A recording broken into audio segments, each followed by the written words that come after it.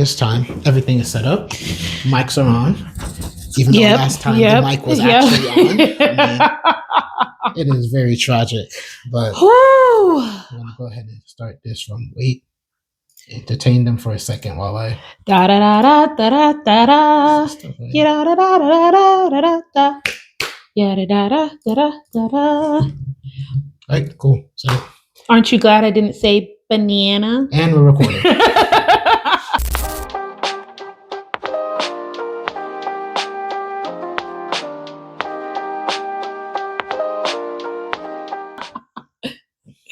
Welcome back, guys, to Exasperated. My name is Yasmin. I'm Yvain. And we are wrapping up Legendborn, just like we did last time for Children of Blood and Bone, because we don't want to spoil the ending, even though I feel like we're not really spoiling this book. So if you haven't read Legendborn, please read it. Read it. If you haven't read Bloodmark, read that. And if you haven't read Oathbound, read that as well. We haven't read it either, but we are supporting our girl Tracy Dion because she is an amazing writer, and because I know she's going to break our hearts in the next couple of books. So we might as well just support her, you know. But yeah. And so like my sister said, as we did with Children of Blood and Bone, we just kind of sort of is going to talk about what we really didn't get to talk about. Yeah. I'm thinking for probably like, you don't want to hear that. No beepy. No beepy. I'm thinking for like maybe 25, 30 minutes. We just kind of sort of just talk. I mean, with no real goal set in mind, I have a couple points, but if we talk about them, we talk about them. If we don't, we don't. And kind of sort of just going over yes, it's still recording. Kind of sort of just go. Go to say so. Welcome to the Stream of Consciousness episode. Oh, I thought because this week we actually have a mirror set up, so we could kind of sort of. Yeah, we're learning. We're learning. So, we're learning. But yeah, welcome to the stream. Wait, just to make sure, it's not the mute button's not lit up, right? No. Okay. All right. Welcome to the Stream of Consciousness episode. Look, we never claim to be professionals. Yeah. No. So I'm gonna hit start. 25 minutes, so we could go over 5 minutes. So you were saying something interesting before we started, and how one of the things about the whole Legendborn series, or at least in the first book, is that we see Bree initially not be in a love triangle, but by the end is very much almost like, I won't even say almost, she's in a love triangle. Yeah. And just from the little bit that I've read of Bloodmark, I think I read up to like chapter 6, we do see that Selwyn, if I remember correctly, does kind of sort of have feelings for Bree. We know that Nick likes Bree. Yeah. It's like, that's clear as day. Yeah. And we know that Bree likes Nick, but in my eyes, I will at least say, we kind of sort of see her also kind of sort of begin falling for Sel. And you said something interesting, that we never really see African American characters, much less African American young woman or woman characters in a love triangle. And so I thought that point was interesting, because it's like, you're right. Usually, especially coming from, you don't watch much anime. I watch a whole lot of anime. Like, obviously, we don't see a lot of people of color in anime, but even in that, like, you don't really, even when they're mostly like side characters. Yeah. And they may be in a relationship, they may not be, but you don't really see that, I don't want to say emotional depth, but you don't really see that depth of relationship to where it's like character of color and two or more people kind of sort of fighting for their attention in some way, shape, form, or fashion. So I mean, I just thought that was one of the interesting things that's kind of sort of kick it off. I'm just saying, what I'm going to say is Tracy Dion's for the girls, okay? She is, because like you said, like I said, that you said, that I said, that we don't see this much. We don't see this love triangle or two main male characters fighting for a female character when it comes to African American women, which I think is pretty sad, because that doesn't, is that translating to we're not desirable? No, we are, but it's not something that we see on television. It's not something that we read in books. Just like yesterday, I'm about to really embarrass myself, but I was watching Hallmark yesterday. Because I needed. It's not even December. Because I just needed something easy and simple to watch to follow along to, not really deep to follow along to. As I was braiding my hair yesterday, or doing my hair yesterday, and Hallmark. if anybody who knows Hallmark doesn't do a lot. There's not a lot of us on that thing. And this one of the series that they're doing, the main character, who is an African American main character, she is adopted. All the characters who they're following in this series, they're adopted. She lost her parents in a car accident. She was a freshman in high school, X, Y, and Z. But again, it wasn't a whole love triangle thing, but it's like she's divorced now. You know what I'm saying? Like, she's starting over. It's like, why couldn't she be the happy one or the one getting married? You know what I'm saying? You feel me? It's the tropes that we usually get is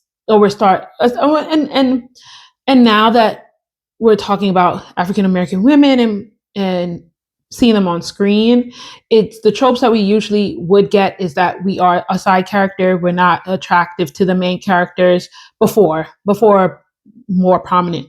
Right. African American directors and actresses started negotiating for stories that weren't that way. But when we were growing up, it's, they're single moms who works 2 jobs.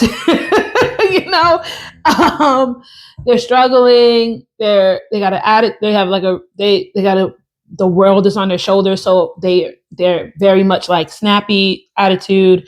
Unless it's like Everybody Hates Chris, who she's just a snappy and she's just she's just having a time with her 3 children and her husband. Like, it's just a mess.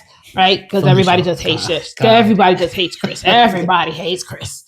But when we see that, it's like, I'm struggling to find love, you know? Whereas for Bree, it's love that's found her, which is running after her, which is not something okay. And I'm pivoting, but I'm trying to not I'm going to bring back to the point. Especially as a teen, right? Because also what somebody had said, which I thought about as well, is that we don't see a lot of African American teenage women coming of age stories either. That's true. So it's like, it's all coming like full circle for me with this book. That I wouldn't say this is a coming of age story, but Bree is 16, 17, I want to say at this time, or 15, 16, or 16, 17. I think she's about 16 because I think she's a junior in high school at this point. Nick and So, I think they're literally just like a year older, except for the character that they knew from their hometown. She's aged out of the system and started going to. She's a first year freshman. But yeah, we don't get a lot of coming of age stories for young African American women. And so, like I was saying, I don't think this is a coming of age story, but I do think seeing that she is struggling with what's going on, what had happened with her mom, and yet still amidst the struggle, she is finding time to be young, to enjoy her life, even though it's mostly surrounded around figuring out the mystery of what happened to her mom, and what is this order and how is she connected to it. But she finds time to be a teenager, finds time to actually like this guy. And then we find out, surprise, surprise, that the other guy who we thought was going to chop her head off and hated her guts in the beginning actually does come to like have feelings for her. So like I said, I wouldn't call this a coming of age story. This is very much high fantasy. But seeing that in this book is like, okay, we could get a coming of age story if the right people with the right amount of influence and money, because it takes money to make these things, did that. So that's another good thing about this whole book. And to kind of sort of bounce off your point, I think it's more of a story, and I kind of sort of have it loosely written down here. It's more like a story of self-discovery. Yeah. Because we kind of sort of meet Bree at the beginning, and she again has this wall built up because her mother died. And anytime someone mentions her mother or anytime someone mentions his loss or something like that, she has to like refortify this wall. But it's through her experiences with the order, it's through her experiences with Rootcraft, and it's through kind of sort of through this journey that Bree not only learns about herself, she comes to terms with her grief. I mean, I don't think that's a big spoiler. Yeah. And as a matter of fact, she kind of sort of turns that the I want to say the anger of grief, but gosh, there's a way I want to say it to where it's that grief no longer hinders her, but instead she kind of like turns grief into love. Yeah. And I want to say she uses, I know what I want to say because I'm thinking of the moment in the book, but okay, let's scrap that. Through this journey, we kind of sort of see like she grows as a character, and as a person, to where like in the beginning she was so hurt and grief stricken, and now at the end she's like, you know what?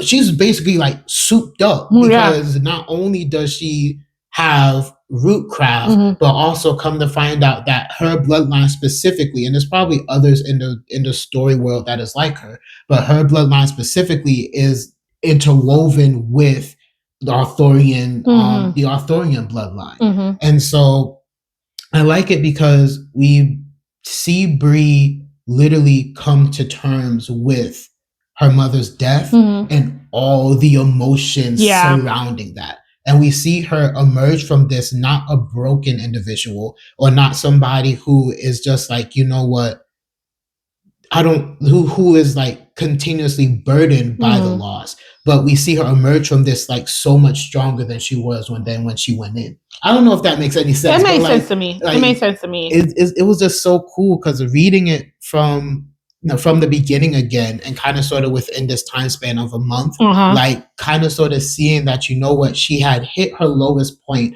when she found out the truth about her mother. And then how that lowest point wasn't just like this point of destruction for her, but it turned into like, you know what, she sat down and she ate with her father at the diner, and then come to find out that, you know what, her mother was struggling with her own demons, and how that struggle kind of put how her mother, I don't, because ironically, when I was editing the last video for social media, I'm like, I said a term, I'm like, that term is not right. So I want to make sure I use the right term. But her mother was basically like, her mother never resolved what she was going through. And so that just carried over into her worry and anxiety for Bree. And how we see, like, again, I love this book. Like, we kind of sort of see Bree come to an understanding, like, you know what, at the end of the day, no matter what happened, no matter even though the last time I saw my mother, I didn't say I love you, love was there. Instead of being pulled into this whirlpool of grief and hurt and anger, you know what?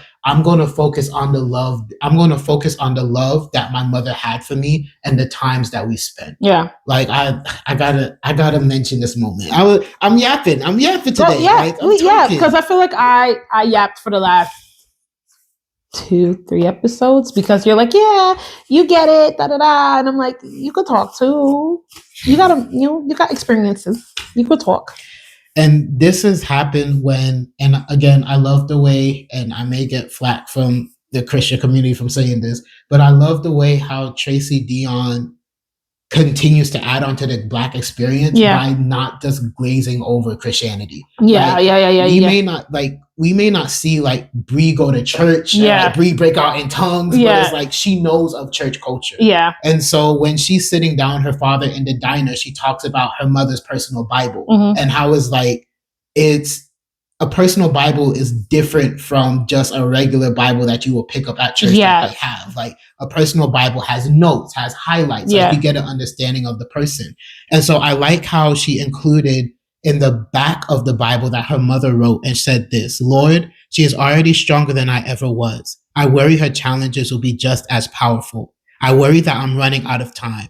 Please protect her and give me the strength to let her go. And it's just like, when Bree gets this knowledge of how, like, through Rootcraft and through her father talking to her about her mother and through magic that I'm not going to spoil, because the powerful moment that Bree gets with her mother's bracelet, I'm like, I almost cried. Because I'm like, bro, I'm tearing up. Like, she goes on this journey of self-discovery, and she just comes out at the end like, you know what, okay, I started off broken. I'm still hurt over my mother. I still miss her. I still wish that she was here with me. But you know what? I'm not going to let the sadness, and I'm not going to let the anguish of her loss keep me. I'm not going to let the anguish of her loss like plunge me into this place now to where I can't do what I have to do in order to protect the people that I love. Yeah. Like, and when her father says, don't make life about the loss, make it about the love, I'm just like, I'm done. No, I'm but done, like, that's just the wonder of like Tracy Deon's writing. You know what I'm saying? Because then you are drawn in and captivated. We're drawn, not just you, but me also. We're drawn in and captivated by this character because the writing is so good, you know? And we could see, and that's the beauty about representation. You could see, even though you're a guy, but you could see yourself in this character thinking this way, acting this way, being angry, being upset. You've never lost. Our mom is very much still alive and kicking. God bless, you know, but because we, especially as a person who did go to an early college academy, you can identify with being a teenager on a college campus and feel like all the stressors that come with it, especially with your program, which like, oh, you have to make a certain grade, you need to go to class X, Y, and Z, don't do this, don't do that. Like, you understand that, but you didn't have the freedom of, oh, I'm going to join the order. Like, that wasn't something that you could do, but you understand those pressures. And again, the beauty of representation is that we can see ourselves in these characters. Based upon their mannerisms or how they experience, what they say about their experience, being the only Black kid in the white space, you know, being not just the only Black kid, but being a minority in a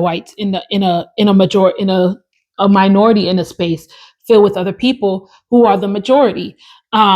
So we can see ourselves within her character, and that's because Tracy Deon is writing her. How she writes really draws you in. Like I said, the first time I read this book, I think I read it in 2 days. Like, I just could not put it down, because every time Bree said something, it was like, I understand exactly how you feel. I have never lost my mom, but I understand how you feel. Like, the anger she feels, the microaggressions that she goes through, how she has to just like for us, we want to point those out, but then she's in the middle of she is the black sheep amongst a white sheep. You know, like, so like, so yeah, so it's like, okay, I could point this out and be labeled, or I could just let it go and seethe on the inside, or at every turn, because of who she is, people underestimate her, you know, or like when one point with Vaughn, right? You said, oh, you used your womanly wiles on him, and that's how you got here, and that's how you became his page. Not thinking that she's smart, she's headstrong, she's brave, she has a good head on her shoulders. She can solve what's going on. She sees what's going on, and it's very tactical and very methodical about what she does to get the results that she needs to get. That didn't play at all. No, she used her womanly wiles on Nick, and that's how she became this page. Like, being underestimated at every time because she's a woman and because she's a Black woman. That I can identify with so much. But what also I love about with this book is that Tracy Deon's like, get some help. Yeah, like therapy, yo. Therapy, a concept that is not new, but for some reason in the Black community, well, now people are, but before it was such a taboo thing, like getting help from a professional whose job is to help you. And I also think what makes this great is that her therapist was a Black woman. So it was so easy to like, there's that connection. And I think that's one of the big points in this whole book is connectivity. And the loss, like grief is a loss of connectivity. Like when you lose somebody, that is a loss of physical and emotional connectivity. And now she is fine, like she's in this space where her only connection to her mom is her friend, but that she doesn't understand the grieving process. She's very much still plugged into her parents, but she doesn't get like I'm hurting on the inside, and I can't show you that I'm hurting on the inside, because if I show you that I'm hurting on the inside, I'm about to fall apart. Like yeah, I can't like if I like let a thug tear come from my eye, all the tears are gonna come from my eye. It's over. That's game. It's over. It's game. I'm gonna have to call my dad. I'm gonna have to go home, and because I'm not built like that. Because I didn't choose the thug life, the drug life chose me. Thank you, Swoozy. Like I gotta. It's the whole strong Black girl type thing. I gotta be strong. I gotta face this head on. I'm not gonna cry. But also, like when her and Alice start going through it, she loses that connectivity there. So it's all in our lives is all about finding a connectivity and finding where we belong. And this book shows Bree finding it in the most peculiar places, but yet still makes sense for her. And so she connects with her therapist through Rootcraft. Woo! Through Rootcraft. And because they're both African American women who are now attending University of North Carolina, UNC. Her therapist did meet her mom at some point. That's a connectivity there.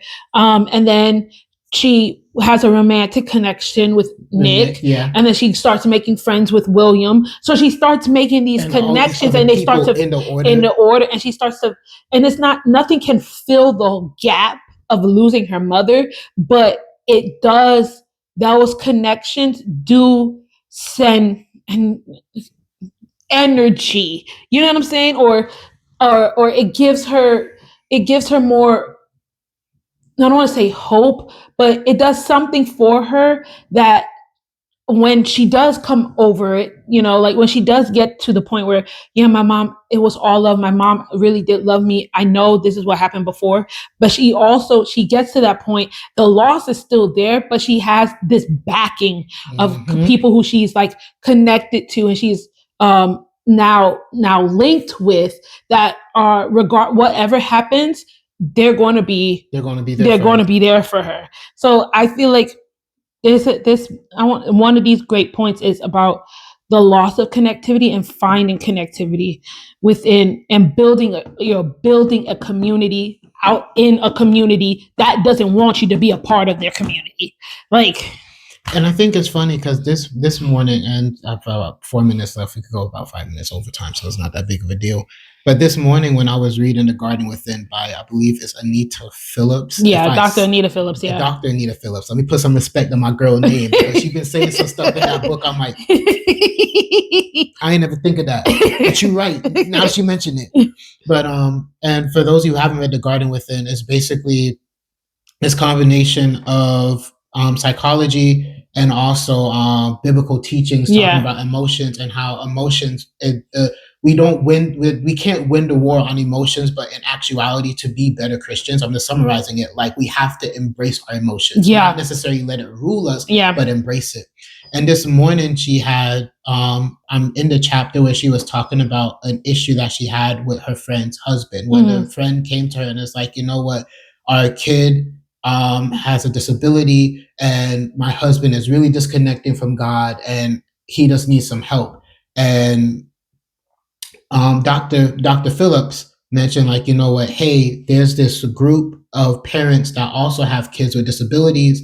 You two should go. And it's there that the husband actually found a community of not just parents, but also other fathers who are dealing with the children who have disability. And she said something to where she basically said, and I'm not going to quote it word for word, but basically, proper connection brings about healing. Yeah. Because I could kind of sort of see that now, because we see there's a point in this book to where whether because of Bree's actions or whether because of something she couldn't control, Bree kind of sort of begins to isolate herself. Yeah. And so we see that, and Dr. Phillips said that, you know what, whenever we're going through such intense sadness and grief, it is literally something innate to where we just want to pull away from everything. But in that pulling away from everything, we get a lot worse. And so, like you said, having that connection, having that proper connection that fosters, like, yes, you're going to disagree with these people. Yes, you're going to fight. Yes, you guys are not the same and you may not see eye to eye on everything, but having that proper connectivity to bring about, like, you know what, this is such a trying time, but not only do I got Jesus on my side, but I also have these people behind me who is like, you know what, they're not going to let me drown. And I love them. They love me. They're going to stick up for me and stand up for me. And I know that, you know what, they may not be, I'm trying not to get too biblical because this is not a Black Bible episode. they might not be in my inner circle, and they may not be in my medium circle. That's what I call it. But you know what? I still know that these people got my back. Yeah. And so again, I want to get biblical. I do, but this is not a Black Bible episode. This is not. I'm gonna save that for a future Black Bible episode, because I was also thinking about how, if we say that, okay, we follow Jesus by example, Jesus himself kind of sort of mirrored this. I call it relationship structure. He had Peter, John, and James, and then he had the 12, and then he had the rest of his disciples. Well, he had Peter, John, and James, and he had the rest of the 12, and then he had the rest of the disciples. And so we kind of sort of see that again, like, and again, in my mind, like the outer circle being kind of the rest of the disciples, the medium circle being the 12 disciples, and the inner circle being Peter, John, and James. But that's for a Black Bible episode. Yeah. But I want to, as we come to a close, I want to ask this question, because I know we didn't ask this question a lot, but we had kind of sort of like an overarching question for Legendborn. And basically at the end, I want to ask, how does Bree challenge or redefine the idea of legacy? Well, because spoilers for part 4 of the book. Spoilers. Okay, I don't want to spoil this book. I mean, you could talk in a broad term. You don't have to. I don't want to spoil this book, because I think how Bree bloodline got tied up in the order is also a way she redefines legacy. And good God, because if we think about it from Nick's standpoint, right? He always knew that he was the scion of Arthur. But we come to find out everything is not as they seem. Everything is not as they seem. And so the whole thing is, if Bree wasn't important to the order, there would be no book. Right? There would be no book. That's right. So take it as you will. But literally, her whole entire being, her being present and being in the order, and her importance to the order, is literally redefining legacy in that matter. Whereas in the matter of thinking about her family, her father, her mother, she redefines it in that now, because she's broken. So now we get to see this continuation of, it's no longer, I think before, like a lot of, when we think about Bree and her mom and her mom's mom, they never meet the next generation. Right.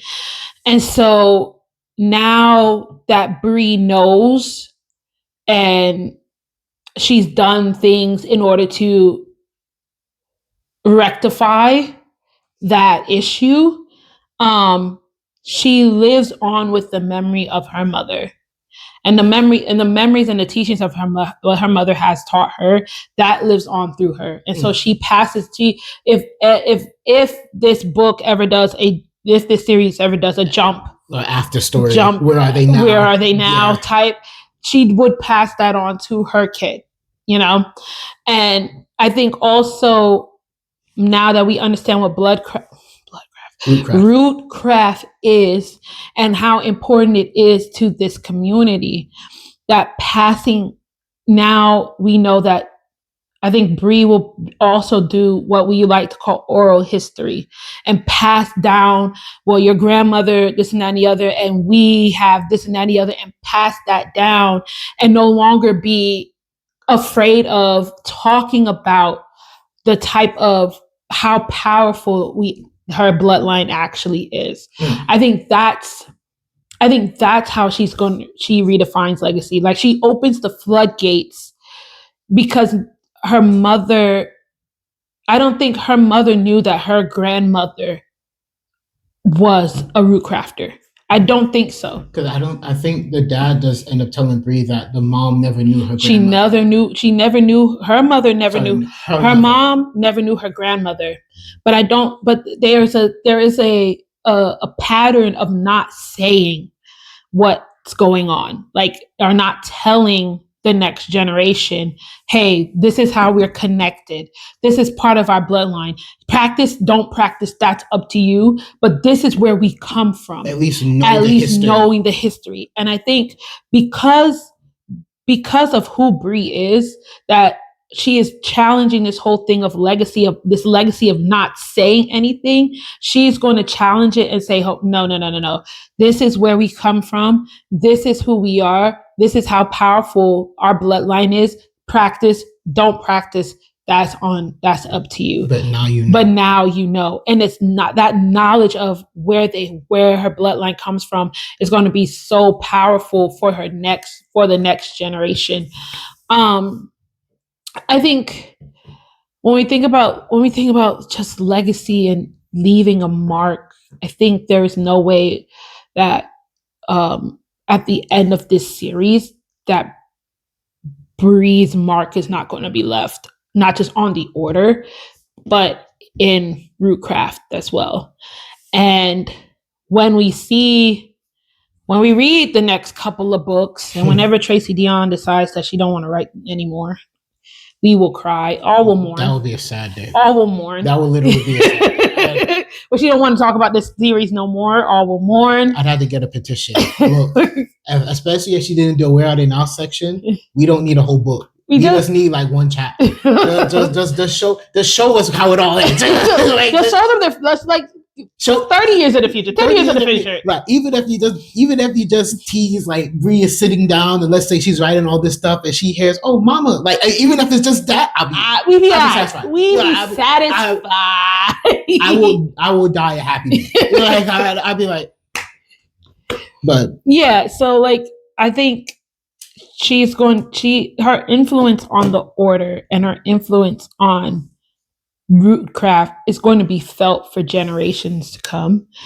And they will sing her praises. They will make songs about her. They will have a Bree Matthews wing in somewhere, because that she's also opened the door for other, and I hate that I'm going to say this, but she's opened the door for other African American individuals to be introduced to the order.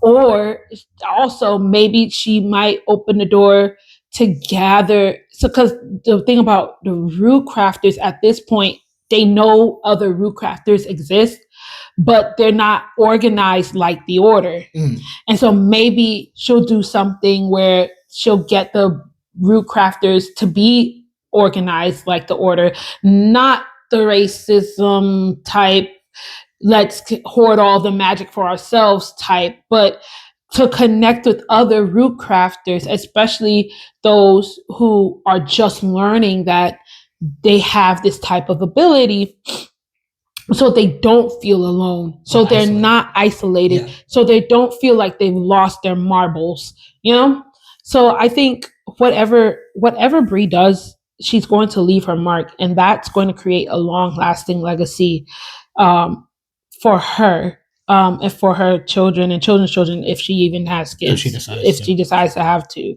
or if Tracy Deonn decides that it's what she wants in her novel, and it's fine. Like, but when we talk about, I feel like I'm babbling and rambling, but when we talk about legacy and leaving behind something, and what will people say when I'm gone?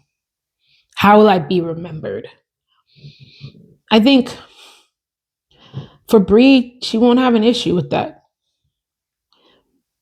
I think people, when she's going to live a long time. Thank God. But when it is her time to go, I don't think people are going to have, they're going to have a lot to say about her, how she's paved the way as one of the few members of color in the UNC order, how she's has only 5 seconds to save the world, you know? It really feels like only 5 seconds. How she fell in love and was still maintained who she was and didn't lose who she was within this guy, but actually like told the guy, you got to come up to my level. Okay. Like it's, and she there's nothing at the end of Bree's life, there's going to be so much to say, and that's just going to be lived on. And that's what we can all kind of hope for, right? That at the end of our lives, hopefully they're not, I'm going to use a Christian term, cut short, but hopefully we lived a long time, that when we go from this earth, people can still feel our presence even after we're gone. People still think about us in positive ways, because there's one, you could be famous or you could be infamous. And you know, so it's about what are people going to say when I'm gone, and after I'm gone, what are they going to say about me? After the funeral, after months later, is my presence still going to be felt on this earth? I think that's the question that we all try to answer. Not when we're young, because we feel like I'm going to live forever, but as we get older, we start to realize that I want to leave my mark on this world. And my mark might not be, and leaving my mark might not be, I literally left a foot in the concrete. But if I have touched anyone's life, if I had poured into them in any way, if I had helped them along the way, then I've left my mark, whether they say thank you or not. If I show love and compassion to people who don't feel love and compassion, if a smile changes a person's life, changes a person's day, then I've left my mark. And I think when we think about leaving our mark, we think about it in, I'm going to be on Forbes 40 under 40. I'm going to be the 30 under 30. I'm going to be a millionaire. I'm going to have this big business. But really and truly, like we make history by living every single day. We might not be written in the history books, but how we interact with each other, how we choose to show humanity to other humans, that in itself is leaving your legacy. That in itself is leaving a mark on somebody. So, but the question is, are you famous or are you infamous? I was going to say, God, I was literally going to say, everyone, you may not be written in the history books, but you are going to be written in somebody's history book. And how you treat them, and yes, how they treat you. But in all honesty, as again, overtime, but I don't care at this point. In all honesty, is not the actions that someone does to you that really matters at the end of the day, even though I don't say this in the sense of that if someone wrongs you, then it's okay. but also we have to think about our reaction. Yeah. Because our reaction is what's going to be penned down. Yeah. It could be, okay, you punched me and I punched you out and now you sued me. That's going to be written in the history books. Yeah. Or you punched me. I'm like, you know what? I could react in a violent manner, but you know what? I'm not going to. And it's through me acting like that you're like, you know what? Man, maybe I should stop punching people. That's going to be written down in the history books. And so to end, I have to bring this up because every time we talk about legacy, I think about Hamilton. Yeah. Oh, Alex. If you haven't watched Hamilton, and I don't Disney know Plus. Who hasn't watched Hamilton It's on Disney Plus. It's on Disney Plus. Please support Lin-Manuel and watch Hamilton. That junk is good. In one of the last numbers, when actually I'm not sure, I mean at this point, when Hamilton is basically faced with the end of his life, right? Yeah. He says this. He says legacy. What is a legacy? It's planting seeds in a garden you never get to see. I wrote some notes at the beginning of a song someone will sing for me. Yeah. And so looking at Brie, and if I was to answer the question myself, I would say that Brie redefines legacy even just in a simple way of her going to therapy. Yeah. Because now her trauma and the trauma that her mom, I wouldn't say forced onto her, generational trauma, now she's getting the help in order so that if she should have a kid, or if she should adopt, or if someone should look up to her as a mother figure and she sees them as a child figure, yeah, okay, I could say that. Yeah. She's not going to pass that on to them. Yeah. So in the way we could assume, again, I'm not in Tracy Dion's mind, but everyone up to Brie never received help. They never got over they never received help of losing a mother figure or their mothers at a young age. Yeah. But here Brie is now redefining, changing that legacy from know what broken in this area to now know what healing is going to take place. And healing may not happen in her generation. Yeah. It may not happen in the generation after her, but somewhere, somebody down the line, they are not going to struggle. Like this is going to be like a distant memory. Yeah. And that in itself, again, planting seeds in a garden you never get to see. And Brie Matthews, I believe I said her last name right. To the end, I'm fumbling a little bit. You're right. Her legacy, just in terms of, in my honest opinion, not just in terms of Legendborn, but in terms of very strong African American characters. Not just women characters. Yeah. Strong African American characters. Yeah. Oh yeah. Her legacy. Oh yeah. Is secure. It's secured. Her ticket is punched. Like she may not be in lights, and she may never make it on the top 50 list just because we have so much different media and so much different qualifications and all that stuff. But in my honest opinion, out of all the African American characters I have read, I have watched, and I have played as, Brie Matthews, her legacy secured. And 42 minutes. I'm sorry, but it's because, and again, Tracy Dion just did an amazing job, right? She built an amazing world that is loose, that is interwoven with our own. And she made this character that we all go, yeah. Like this is what we were missing. Yeah. You know, like if I could read this as a child, I feel like I would have been able to take over the world. I'd have been a different person. It's and the funny thing is, I love Arthurian legends. I'm all into the historical legend, historical romance, historical anything except for actual like nonfiction history. But I am into history, and so seeing this all play out, it's like, yeah, if I had read just this one as a kid, we over time. We gotta stop. I feel like the whole notion of the whole essence of fiction and would be different.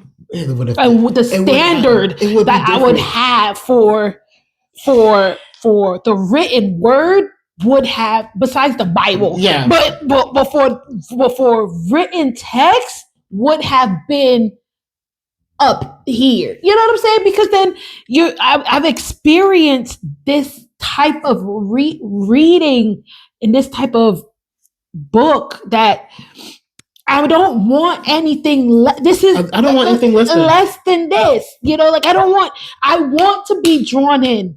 I want to not put this down. I want to hate a character, and then I want character ambiguity. I want to be surprised at the end and go, I did not see that coming. You know what I'm saying? Like I want all of that. I want the female love triangle for somebody who wouldn't be considered in a love triangle.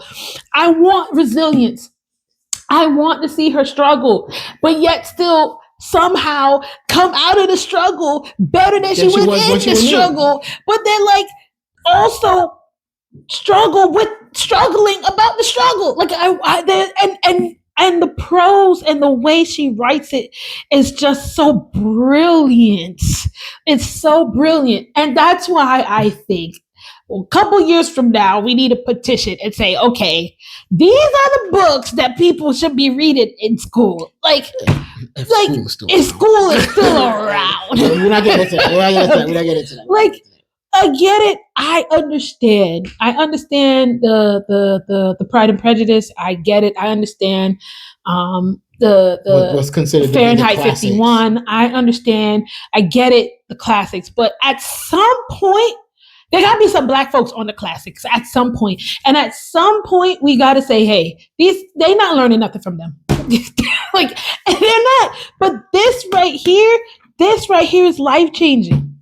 As I said, I feel like if I had read this book as a child, I feel like not just reading, but the way I write and the dynamics of how I write will be so much more different. Yeah, because I always say this. My writing style was born on the backs of Percy Jackson, Maximum Ride, and whatever anime fixation I had at the time. But if I had read books like Legendborn, if I had read books like Children of Blood and Bone, if I read, because I already know that, by the way, spoilers alert, the next book we're reading is Blood at the Root. If I had read Blood at the Root, and we haven't, listen, if I had read those books, I feel like just the way I write characters and world and action and all that would be completely different. And I think it'd be different because you're seeing other Black writers write that way. And so, and no offense to Rick Riordan and James Patterson, but their experience is not your experience. And so you would see that it is okay to write your experience within this novel and then send it out to the world and hope for the best. You know what I'm saying? Instead of creating a world that, even though your book is great, love it, I couldn't put it down, but then you're writing the way you would have approached writing that book would have been totally different. The whole characters would have been different. The world would have been different. It would have probably been on Mars for all we know, because then you read this and you go, anything is possible. And that's the point. That is the point of legacy. The proper legacy will have you feeling that anything is possible. That I can make it to this point and leave something behind that the people who come after me is going to feel like anything is possible, and the people who come after them is going to feel like anything is possible. And this goes back to what we talked about in the first episode. Why are we mostly covering people of color writers? Is because, guess what? My personal goal, whether it's through a game, whether it's through this podcast, whether it's through my writing, whether it's through me being an entertaining fool on the internet. But my personal goal is that I want that African American kid who, they're not really into sports. They don't really play shooting games. They don't really watch the Boondocks, or they don't really watch Family Guy, or whatever's on TV. Whatever's on TV right now. They don't fit into the mold of what would consider to be a classic African American child. I want them to see me and be like, you know what? I don't have to feel ashamed of not being different. Because of being different. English is hard. Of being different. Yeah. Because me growing up, thankfully I had you, and I had my brothers, even though that we're not related by blood, but I still call them my brothers. But yet still in school, like I didn't really have Black friends who liked Pokemon. They were Asian. I didn't really have Black friends who watched anime. I had one friend, and she left in 8th grade. And I was like, well, insert curse word here. I didn't really have that, but I want that African American kid to be like, you know what? Yeah, you know what? I don't have to hide the fact that I like Pokemon or that I like anime, or you know what? I'm not really into all that blood and gore. Give me a nice, good story with drama and interpersonal relationships, and I'm sitting fine. That, like, for me, that's my goal. And if I had read Legendborn growing up, I would be so much farther ahead of that goal than I am now, because now I'm like, okay, this lady is like me. I am a man, she is a woman, but she is like me. She is a Black. She is a Black, and she is writing fantasy. Same thing, Tony Adeyemi. She is Black, and she is writing fantasy. I have not committed his name to memory. The guy who wrote Blood at the Root, which we haven't read, by the way. So when we talk about this, it's gonna be very pure. The woman who read, I think, and we're also going to talk about So Let Them Burn. Yeah, she is Jamaican. Yeah, she is Black, and she loves Kingdom Hearts. Enough said. The episode is over. Like, if I had these experiences growing up, my understanding of not just the world, but of myself and my own interests would be so much more fortified and so much more just. I don't even know how much time is left on it. I still see it rolling. Thank God for that. Like, it would be so much more. It would just be so much more. And that's sorry, not to cut you off. No, you're good. But that's the reason why I think that's one of my reasons why I'm like, let's read these books, because these stories deserve to be told. They deserve to be read, not told, because I'm not telling no stories. I'm just reading them. I'm just reaping the benefits of somebody's hard work. But they deserve to be read, and they deserve to be praised for exactly what they are. They are books. They are stories that are inspiring. It's fiction, but it's inspiring, and we're gleaning so much, and we're reminiscing on the fact that this is what we needed. But now the beauty about it is that now some kid will pick up this book, and they will see that the possibilities are endless, and they will write, and they'll become a writer, and they'll put their main character, I don't know, under the sea or in Mars or on in Middle Earth or wherever they want to put it. And they will write it in a way where you and I wouldn't have written it, because they have these books, because they have these stories to tell them that you can do this. You can write fantasy. You could be Black and write fantasy, and it's going to be amazing. And all you have to do is whatever you imagine, take it and run with it. Whatever you're interested in, take it and run with it. And that's why I'm like, yes, read these stories. Let's promote these stories. Let's uplift these novels, because remember we had that first episode, as kids, we didn't have that. And now, as people who have access to money, no matter how big or small it is, we now have access to these books. And so we should be able to uplift and share them with the world. So I think we're on the right track here. I think we're on the right track. Our views don't say so, but I think we're on the right track. We're going to get there. And I'm so glad that we are reading Blood at the Root next. Oh, I'm so excited to read Blood at the Root. But we're going to be taking a break. A little breakity break. Yeah, because I'm still in school and I'm struggling. So we're going to take a little breakity break so I can actually graduate and not fail. And come back in May, right? The second Wednesday in May, which is the 14th. So is that Wednesday after the Mother's Day? Yeah, we'll be back, and we will be reading Blood at the Root. And when I tell you, I've read the synopsis. I'm so excited. I've read the synopsis, and I follow that guy. I follow him on TikTok, and let me tell you, it's about to be a fun ride. And because we haven't read this before, I think we're going to have a lot of reactions. I can't wait for it. And it's going to be fun. I think we're going to get a lot of different content out of this. So again, my name is Yasmin. I'm Yvain. And this is Exasperated. And this was Legendborn. Thank you, Tracy Dion, for this amazing book. And we'll see you in May. Whew.